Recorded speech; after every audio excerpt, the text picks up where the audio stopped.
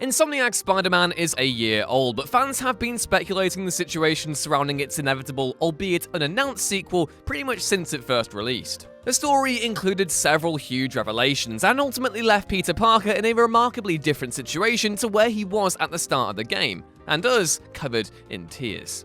Naturally, although Insomniac's title was pretty phenomenal, there are a select few areas where it could improve. Innovation is part and parcel of the gaming medium, and as far as Spidey's concerned, there's still plenty of potential a sequel could tap into within the next 2 years. Well, hopefully the next 2 years. Any longer and it's likely webheads everywhere will start trying to scale actual real-life buildings in a bid to recapture the feeling of the first title. Obviously, don't do that, but you know, I'm getting desperate. So, with Insomniac now owned by Sony and ready and raring for their next adventure, what features could they look to include? I'm Ewan, this is WhatCulture Gaming, and here are 10 fan demands Spider-Man 2 must include.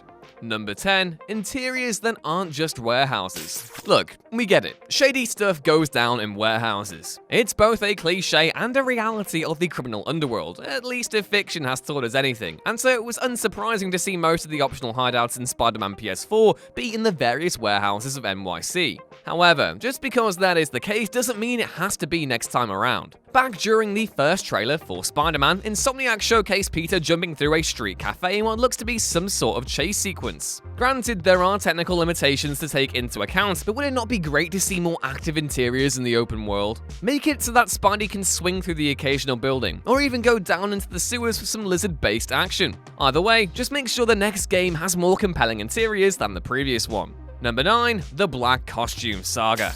A given, seeing as how the first game ended, but it's still something every fan wants to see in the sequel regardless. Marvel's Spider-Man ended with a selection of bombshells, none more seismic than the revelation that Harry Osborn was being preserved within a symbiote housed in Norman Osborn's penthouse of horrors. Obviously, there'll be a few major differences this time around. For starters, while Eddie Brock was referenced in the first title, it doesn't look as though either he or Peter have encountered the symbiote. Only Osborn appears to have knowledge of the alien goop in this particular universe, which makes Insomniac's only the second interpretation of Spidey to feature Harry as Venom. Either way, any adaptation of the Black Costume Saga has to include two things: Peter Parker getting the symbiote and him fighting Venom. Number 8. More varied street crimes. Ever since Treyarch's movie time for Spider-Man 2, gamers have spent most of their time with the wall crawlers game swinging around the city, avoiding the main story, and rescuing balloons from the New York skyline. Granted, you shouldn't do that forever, but most open-world Spider-Man experiences have let players fulfill their fantasy swinging around NYC and stopping the occasional crime, just like a real friendly neighborhood vigilante. Insomniac's game was no different, but there came a point where taking down crimes didn't pay. Players would find themselves swinging back and forth through city blocks as the story approached its endgame, looking for crimes to generate in specific districts in order to get 100% completion. The formula of there are X crimes per district ended up making the encounters feel less organic, and with only a set amount to deal with, the tasks soon got repetitive. Granted, any element of repetition is inevitable, even for Spider-Man in the comics. There are only so many ways you can break up a drug deal or stop a car chase, but there are also other activities Spidey would get up to. What about helicopter crimes? Runaway trains? Heck, even bring back the kids who've lost their balloons again. I'll deal with their annoying voices just to have some variety. There are plenty of ways to make street crimes more varied, and it would be great to see Insomniac implement them going forward. Number 7. Co-op with Miles Morales. Cooperative gameplay and superhero video games should be a match made in heaven, and yet studios deciding to implement it in their products is proving to be increasingly scarce. Fortunately, it looks as though Square Enix have fans covered with the upcoming Marvel's Avengers, but there's no reason why Insomniac couldn't follow suit with Spider-Man 2. The first title featured multiple protagonists, but with the introduction of Miles Morales' powers, the studio have the chance to introduce a fascinating co-op element, one that pitted each respective Spidey strengths against New York's criminals. It's basically confirmed that players will get to take control of Miles with powers in the follow-up, with Insomniac even going so far as to tease the character's abilities from the comics when Mary Jane investigates Osborn's secret lab. Miles has all the abilities Peter does, but he can also turn invisible and emit a massive electric shock against certain targets. The possibilities for more intuitive stealth gameplay with these new powers sort of goes without saying, but imagine marrying that with Peter's old-school abilities in co-op. 2 players swinging around through NYC and linking up for missions. A match made in heaven, and it has to happen. Number 6. Cameos from the wider Marvel Universe. Spider-Man PS4 was littered with references to the wider Marvel Universe, and it got fans talking. Here was an established mythos complete with the Avengers, Daredevil, and dozens more heroes and villains, one with the potential to become just as rich as the one Rocksteady fashioned during their stint on Batman Arkham. In the months since Spider-Man's release, Marvel have taken to calling the new continuity the Marvel Gamerverse. No, it doesn't quite roll off the tongue as well as the MCU, but hey, it's a start, and provides encouragement for fans hoping they get to see more to this mythos in the years ahead. The introduction of Marvel's Avengers is also something to consider. The game isn't confirmed to take place in the same continuity as Spider-Man's yet, but it makes too much sense for it not to. That means there's a possibility we could get references to Spidey in Square's title, but even if we don't, Insomniac should still try and further integrate the Wallcrawler into their new world. Have Spidey link it with Daredevil, the Fantastic Four, and maybe even throw a nod or two in the X-Men's direction. It all goes some way in making the universe feel just that little bit more epic, and with the old adage of sequels usually being bigger and better, is it really something Insomniac can afford to miss? Number 5. More of New York City. Insomniac's rendition of New York City is perhaps the most detailed we've ever seen in a video game. It feels alive, teeming with citizens, vehicles, and buildings, just like the real Big Apple. Still, while Insomniac's version of Manhattan looked and felt the part, there were limits. Old Spidey games allowed players to visit Liberty and Roosevelt Island, whereas the new title restricted them to just Manhattan. There's no reason why the sequel couldn't include those locales, or to potentially branch out one step further by including the neighboring boroughs of Brooklyn and Queens. It might be a little too much to ask to get both, but Spidey's old stomping grounds deserve another appearance in a video game. They already appeared in Ultimate Spider-Man, and though Peter is much older here than he was in that game, there's still reason to go back and visit the streets where he grew up. Number 4. More playable characters.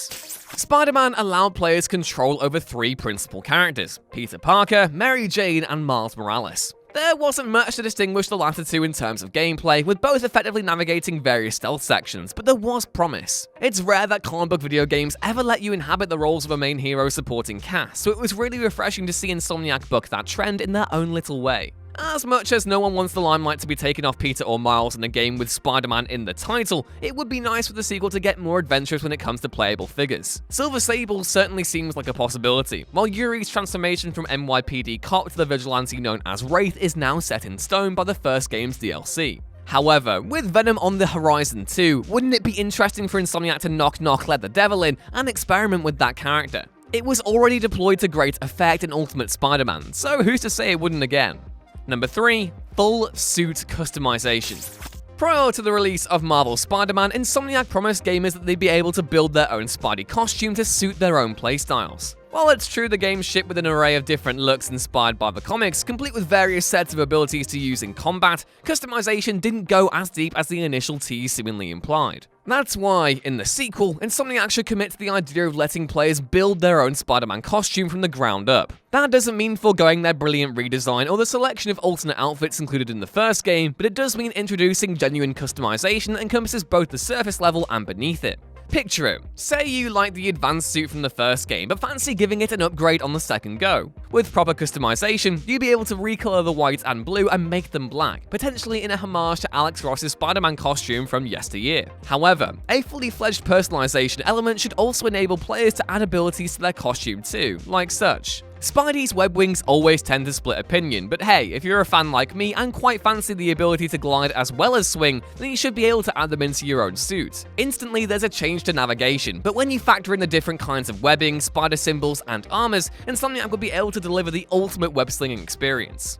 Number 2. Peter's continuing development. Insomniac's Spider-Man was amazing for a whole host of reasons, but maybe the biggest was how its story pushed Peter forward. Flawlessly portrayed by actor Yuri Lowenthal, Insomniac's Parker was a young adult who found himself in a different place to other Spider-Men. He'd broken up with Mary Jane, was working in a lab full-time, and had already lived a life as Spider-Man for 8 or so years. While older Spider-Men aren't uncommon, they've become something of a rarity over the last decade or so, with Marvel typically favoring depictions of the character as a young high schooler from about 2010 onwards.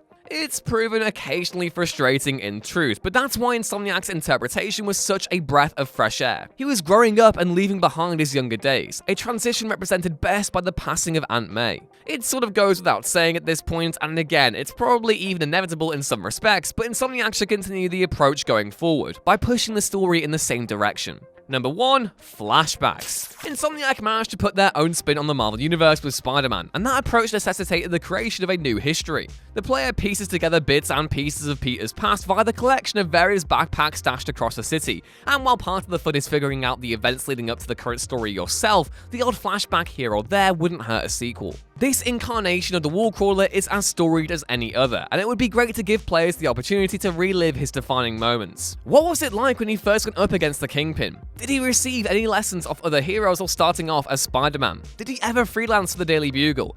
It would be great to have these questions answered, but even better to see how they played out during the character's formative years. Flashbacks shouldn't be a focus, but the re-emergence of Harry Osborn invites discussion regarding Peter's past. Why not just show it? And that was our list on things I want to see in Spider-Man 2. Do these requests leave you dancing like emo Peter, or is it time to go back to formula? Let me know in the comments below, and don't forget to like and subscribe if you want to see more stuff like this in the future.